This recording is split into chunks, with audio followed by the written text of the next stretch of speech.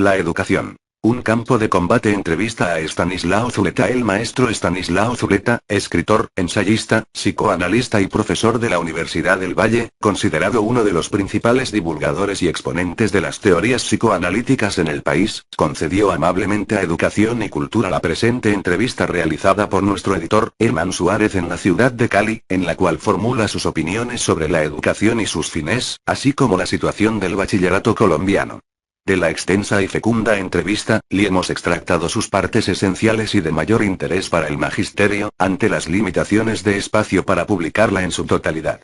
Queremos iniciar con ella una serie de entrevistas, con el fin de conocer las opiniones y reflexiones de estudiosos y entendidos de la problemática educativa, que desde diversas perspectivas y concepciones contribuyan al examen que el magisterio debe hacer de las orientaciones y fines de la escuela en Colombia, uno de los propósitos del movimiento pedagógico. Herman Suárez J. Educación y Cultura. ¿Cuál es su impresión sobre la formación escolar de los jóvenes en Colombia y particularmente sobre el bachillerato? Estanislao Zuleta. Pienso que el bachillerato es la cosa más vaga, confusa y profusa de la educación en el país. Es una ensalada extraordinaria, en la cual se pasa de la clase de geografía a la de geometría y de esta a la de leyenda o historia patria. Paradójicamente, el bachillerato es una educación al mismo tiempo muy elemental y muy especializada. Lo que se enseña en matemáticas o en geografía es, por una parte, muy elemental. Tan elemental que cuando el estudiante termina sus estudios, ya no le sirve para nada práctico en la vida, ni en sus actividades educativas posteriores, cuando no suele ocurrir que olvide todo lo visto. Esta ensalada del bachillerato se la come el estudiante durante 6 años y en el examen final, hoy de estado o del ICFES, vomita todo y queda limpio. Por fortuna se libera de toda aquella pesada carga de información y confusión. Pero al mismo tiempo que es elemental, es una educación muy especializada. Tomemos el caso de la historia en el período de la independencia. El estudiante tiene que aprender una cantidad de acontecimientos, que son de detalle, yo diría que de especialistas.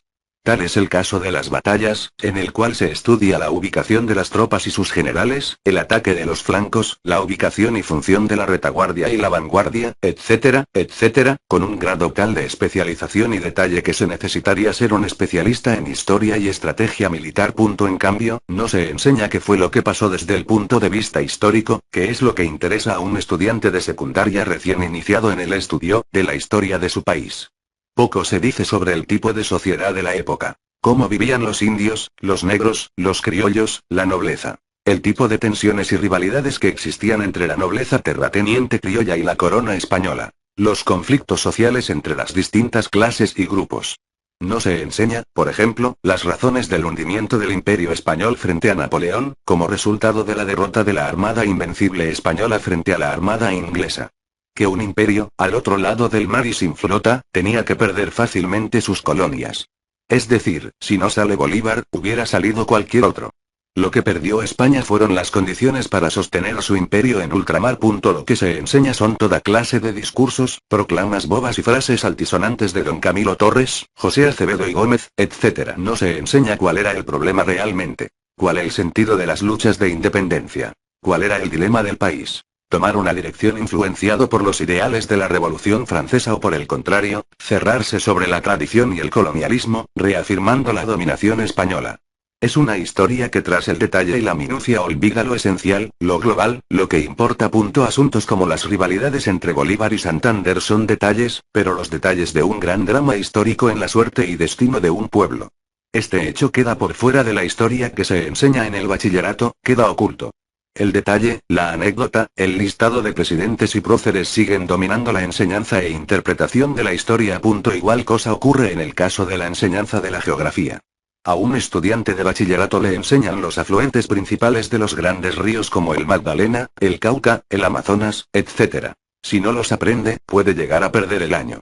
En cambio no es fundamental, ni se enseñan aspectos como ¿qué significa ser del trópico y no de un país de estaciones, desde el punto de vista cultural, social, económico? ¿Qué ha significado la montaña en la vida económica y cultural del país? Los sectores montañosos, donde no hay una aristocracia de la tierra, sino campesinos y colonos y una particular distribución de la propiedad territorial, en contraposición a la distribución de la tierra de la región de los grandes valles y los grandes ríos, tienen una conformación y un desarrollo social y económico diferente. En el bachillerato tampoco se examinan los ritmos de la historia en función del espacio geográfico, cómo se llega primero a los grandes puertos y a la montaña. En una palabra, pensar la geografía no solo como espacio sino ante todo como condición de vida humana. Educación y cultura. En alguna oportunidad usted afirmaba que la educación es una acción intimidadora del pensamiento. ¿En qué se sustenta su afirmación? Estanislao Zuleta. Sencillamente porque la educación, tal como ella está, reprime el pensamiento, así no se lo proponga. Su acción se reduce a transmitir datos, saberes, conocimientos, conclusiones o resultados de procesos que otros pensaron. No enseña a pensar por sí mismo, a sacar conclusiones propias. El estudiante adquiere un respeto por el maestro y por la escuela que procede simplemente de la intimidación. El maestro subraya con frecuencia: usted no sabe nada. Todavía no hemos llegado a ese punto. Eso lo sabrá o entenderá más adelante, mientras tanto tome nota. Esto es así y así lo dijeron gentes que saben más que usted. Al estudiante no se le reconoce ni respeta como pensador, y el niño es un pensador. La definición de Freud hay que repetirla una y mil veces. El niño es un investigador. Si lo reprimen y lo ponen a repetir y a aprender cosas que no le interesan y que no investigue, eso no se puede llamar educar. Confieso que personalmente no sirvo como ejemplo paradigmático de buen estudiante. Yo no soporto hasta el fin, llegué a gatas hasta cuarto de bachillerato y tiré la toalla, no pude más. Para mí la educación es un tema que me apasiona, lo he vivido como drama con mis hijos, que en parte han sido víctimas de este tipo de educación. Mientras el alumno y el profesor estén convencidos que hay uno que sabe y otro que no sabe, que el que sabe va a informar e ilustrar al que no sabe, sin que el otro, el alumno, tenga su propio juego, su propio pensamiento, sus propias inquietudes, la educación es un asunto perdido. Un aspecto de interés es el examen de la enseñanza de las matemáticas en la secundaria. Al estudiante le parecía que la enseñanza de las matemáticas era un asunto claro. Al pasar al álgebra se siente uno un poco extrañado.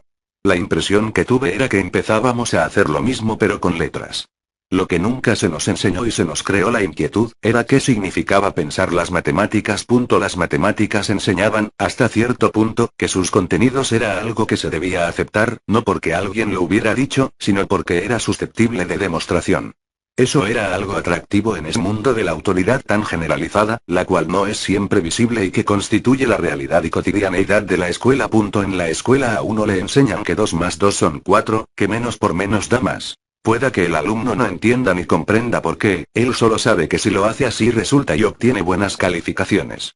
Mientras uno no sepa por qué menos por menos da más, no hay una aprobación del proceso que conduce a dicho resultado, lo cual demuestra que también las matemáticas pueden ser un dogma, al igual que la religión o la historia sagrada. El álgebra, que tiene el atractivo de despejar, reducir, asimilar y finalmente obtener X, se convierte para la mayoría en una pesadilla, porque nunca se nos enseñó, no sé si ahora sea lo mismo, un hecho esencial. Que el álgebra es una manera de pensar que tenemos todos los hombres. El álgebra no es más que un desarrollo formalizado de un pensamiento que es nuestro pensamiento. Descubrir las relaciones necesarias entre términos conocidos, me permite encontrar términos desconocidos, eso es el álgebra. Es algo que todos los días estamos haciendo, cuando vamos por la calle, cuando conversamos. Los profesores tendrían que decirle a sus alumnos que el álgebra es el modo corriente de pensar. Que no es algo que simplemente esté en el tablero o en los problemas del texto, sino que está en nosotros y en la realidad. Es posible que el alumno saque 5 en álgebra pero la olvidará enseguida, porque no la vinculará a procesos posteriores. Puede que la recuerde después, si decide estudiar ingeniería o cualquier otra carrera, pero entonces ya no necesitará entender, le bastará con aprender las fórmulas, los resultados, con ellos podrá operar.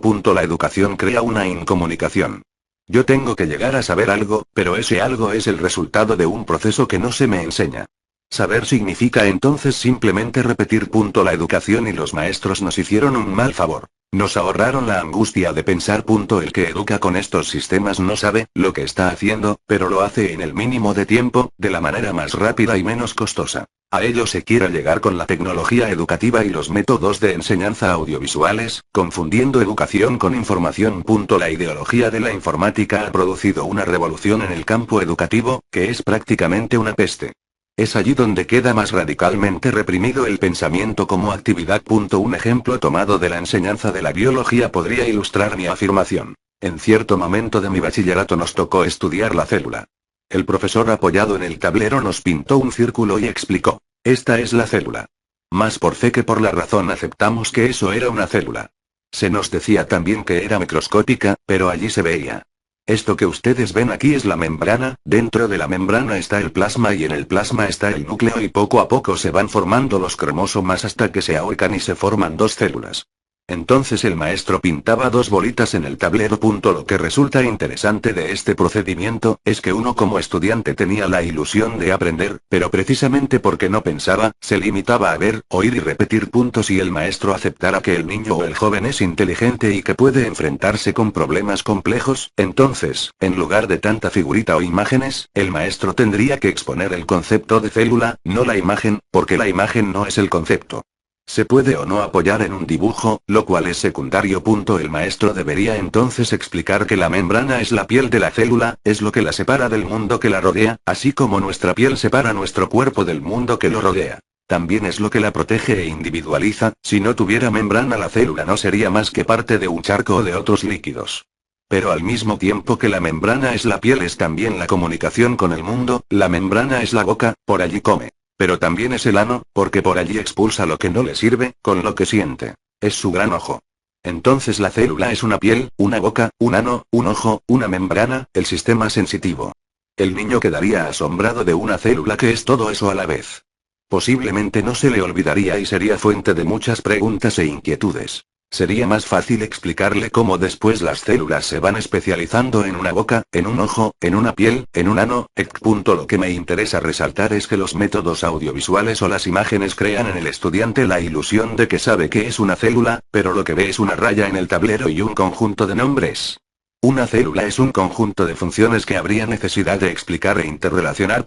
Se cree que con la magia de los nombres y de las imágenes el alumno entendió un concepto del cual no se ha apropiado. De nada le va a servir lo que no ha entendido. Además del problema de enseñar resultados del conocimiento sin enseñar los procesos del conocimiento, existe un problema esencial. En la escuela se enseña sin filosofía y ese es el mayor desastre de la educación.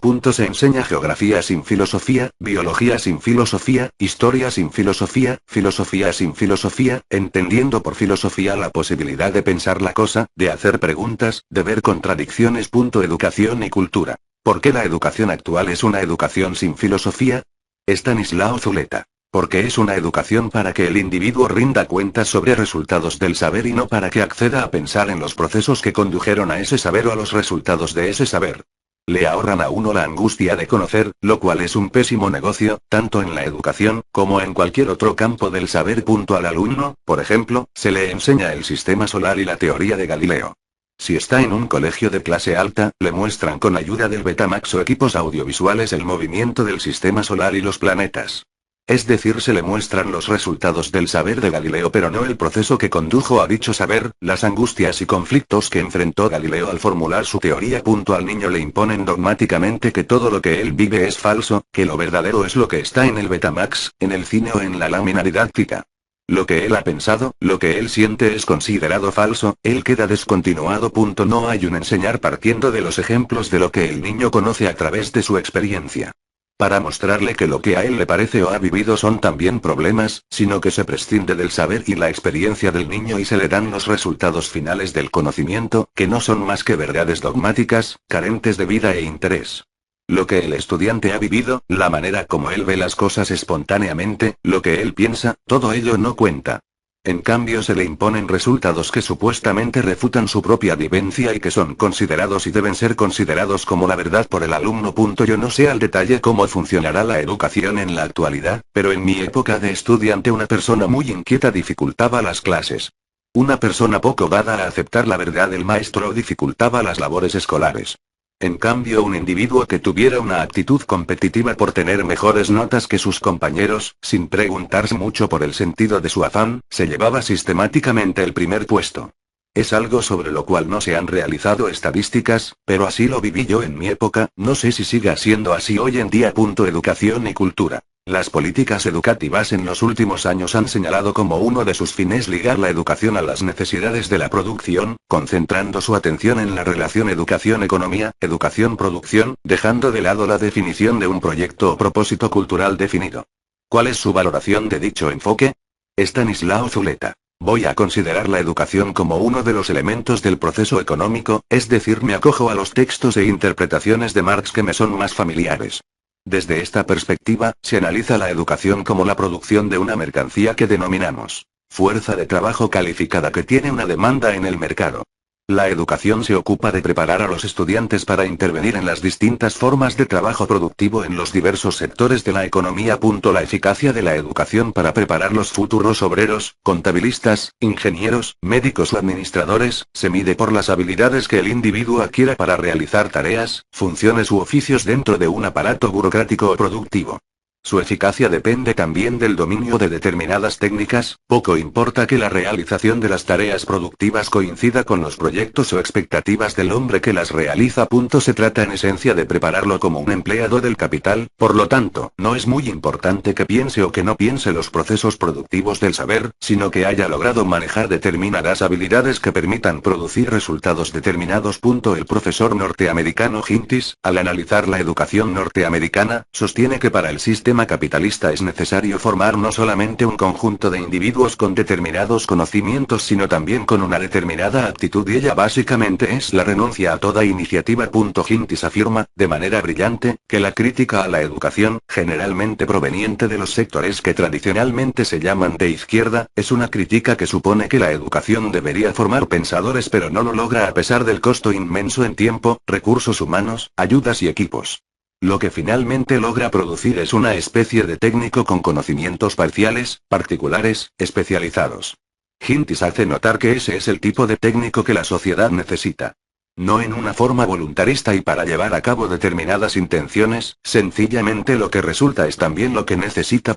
Vivimos en una sociedad que es altamente burocratizada, señala Hintis para referirse no solo a las sociedades capitalistas sino también a las sociedades que hoy se consideran socialistas.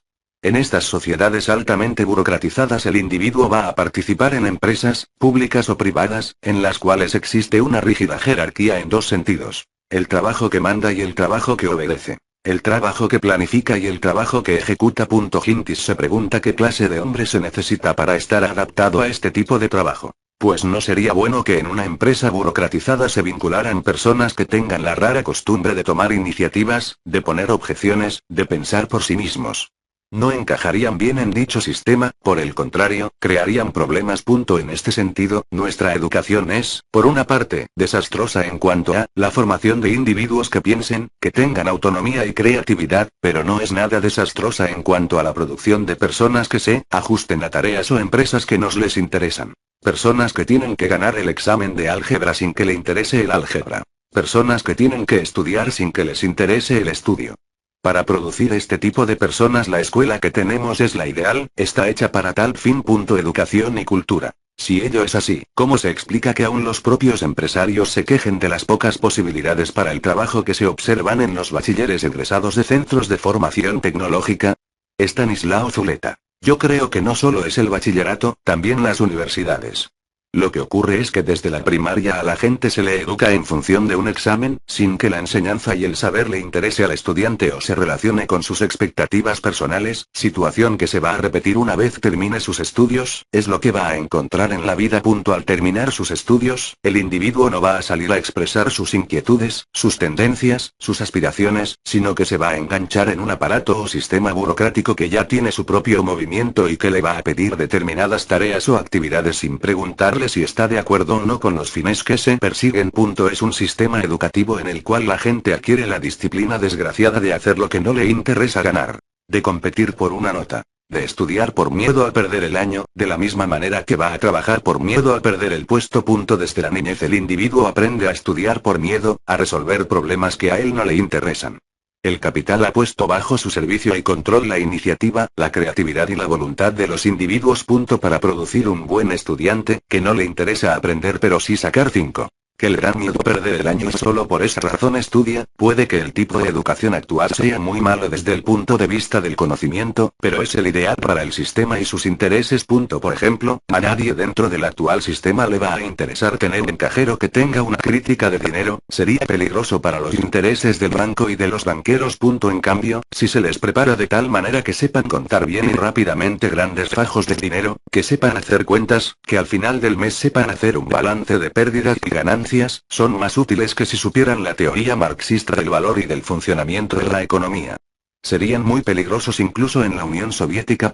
Es decir, el sistema necesita formar gentes que hayan interiorizado una relación de humildad con el saber, la educación lo logra y ese es nuestro sistema educativo. Educación y cultura. Sus reflexiones hasta ahora dejan entrever una concepción que reivindica una dimensión humanista para la educación. ¿Por qué no profundizar sobre el tema? Estanislao Zuleta. Lo que considero una educación humanista, para utilizar el término de su pregunta, es una educación que permita y fomente el desarrollo de la persona, es decir, que las posibilidades de desarrollo del individuo no estén relacionadas y determinadas por el mercado.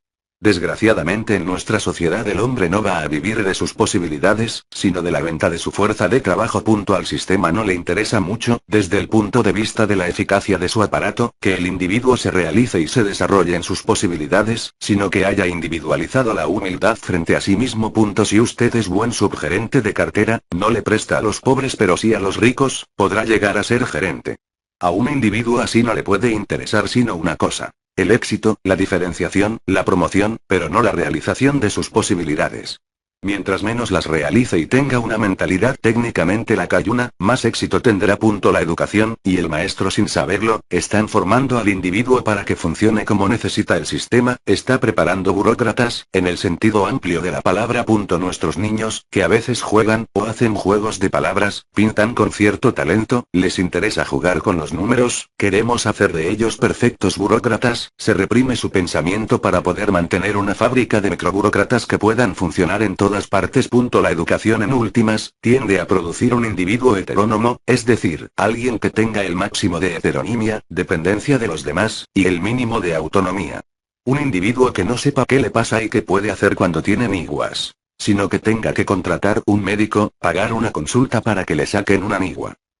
Un individuo que no sepa qué pasa cuando se apaga el fogón, sino que tiene que contratar un electricista, porque él no sabe cómo funciona un fogón eléctrico. La producción de un individuo heterónomo, que carezca al máximo de autonomía y que además tenga fe en el resto, en los que saben hacer otras cosas, a los cuales alquila para resolver problemas que él no puede, ello conduce a que todos nos necesitemos como mercancías, que el mundo mercancía domine la vida. Para lograrlo la escuela forma una actitud ante la división social del trabajo, hecha de fe ciega oír el otro y de ignorancia asumida sobre sí mismo. No es extraño entonces que hoy en día al niño no se le enseñe cómo es la casa donde vive, como proponía un ruso inicial, Lenin. Que se le enseñe cómo funciona el reloj, la estufa, cómo se hacen los muebles, etc. En últimas, que se le enseñe al niño dónde vive y por lo tanto no esté rodeado de fantasmas y misterios que otros saben. El profesor Hintis se preguntaba: ¿es un mal resultado? ¿Es el resultado de una educación para una sociedad en que la forma mercancía rige todo el mundo? En una sociedad como la nuestra a muy pocos se les ocurre hacerse esta pregunta e intentar una respuesta, no les resulta necesario.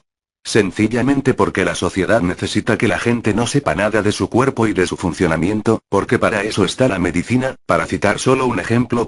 La medicina es una profesión en la cual el médico va a trabajar para una clientela. Se dice que hay necesidad de cerrar las facultades de medicina porque supuestamente hay un exceso de médicos, lo cual es una aberración afirmarlo, ya que no hay un exceso de médicos en el sentido de la cantidad de enfermos que se necesita atender, sino un exceso de candidatos a burgueses por medio de la medicina. De eso sí hay efectivamente un exceso.